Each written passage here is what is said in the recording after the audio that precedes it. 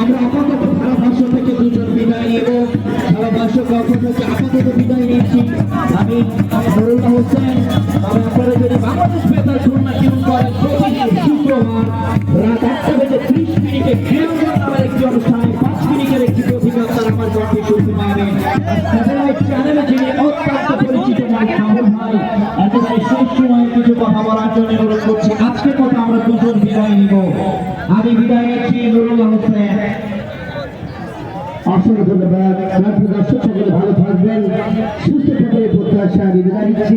আল্লাহ হাফেজ, আসসালামু আলাইকুম।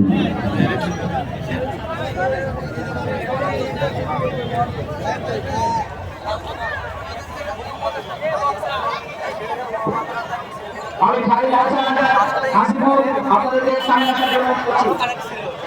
বিজয় কেন্দ্রীয় আন্তর্জাতিক